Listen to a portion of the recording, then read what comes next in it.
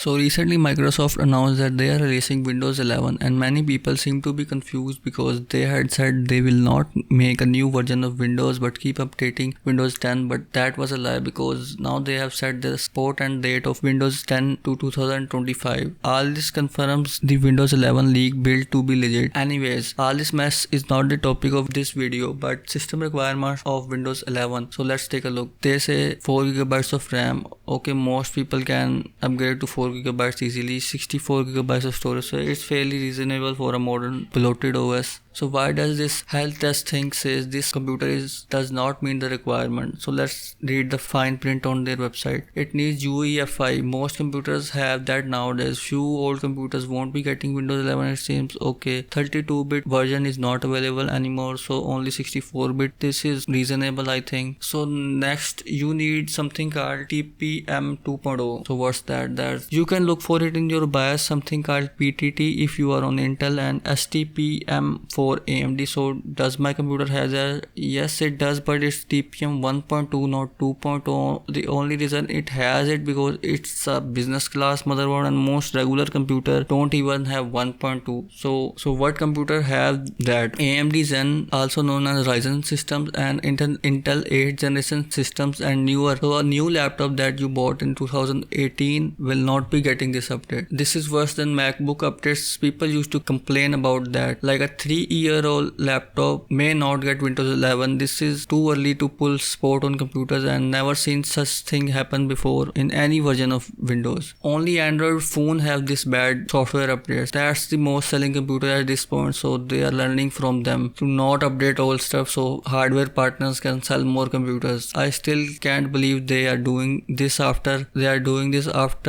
like Windows 11 is the most inclusive OS out there. And that's not all. After 2023 all laptops will require to have a webcam and Bluetooth, otherwise they won't get Windows 11. The main thing you have to understand, all this is a reaction from their fear of increasing number of people using MacBooks, Chromebooks or even Linux, and sale of non-Windows laptop increasing over the past year. And the requirements are not based on any technological limit of old processor but just how old they are. 6th and 7th generation processor have the same security features as the 8th generation has. If they actually do this, it will be a bad move for them because unlike Apple and Google with their planned obsolescence, this is an emergency of obsolescence. They have no solid plan because their whole selling point for a decade or two was their backwards compatibility. If you have a compatible computer, you can try getting Windows Insider build. If your computer does not meet the requirement, you will not be able to enter developer or beta channels. Only preview channel will be available for you. Keep in mind, you have to enable optional diagnostic feedback, meaning Microsoft can get all your metadata now with your consent. So how to install on a computer without any UEFI or TPM? First method is using a virtual machine.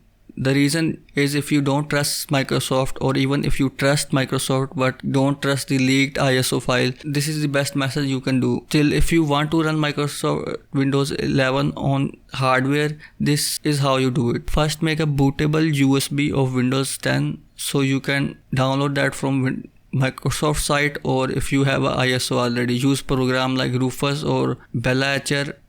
Make a Windows 11 USB. Go to the source and install .win file. Delete this file. Now go to the ISO of the Windows 11 that you got through legal means. Open it and copy the install.win file from the source folder and place it where you deleted the install.win file from Windows 10 USB. Now you have a Windows 11 USB that will work on any computer out there to install Windows normally like you always do. Now I don't think this method will work in the final version.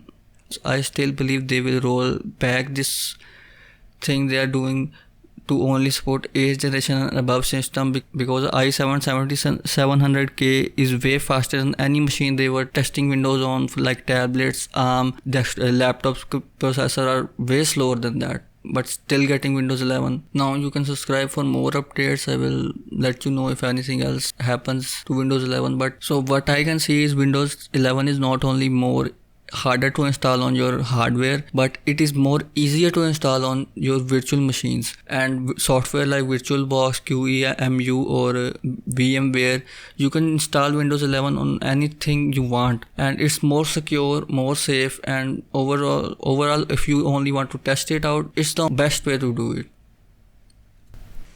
So let's take an overview of the Windows 11 first. Preview build. It takes more than 2 GB of RAM when idling, and it's using about 19 GB of space, so you should use 64 GB C drive at the minimum. But I was just testing, so I used only 32 GB of disks for this. As you can see, only the default packages are installed. The new Windows Store is not here, but the WinGet is there, new terminal installer. That I think is gonna be the basis of the new store in a way. As for the looks, it does look a lot cleaner, but the new taskbar has less personalization. You can move the start button to the center or to the left, but you need to activate Windows for that. You can use your Windows 10 key to activate. We can no longer use small icon, nor we can move the taskbar in any other position than the bottom.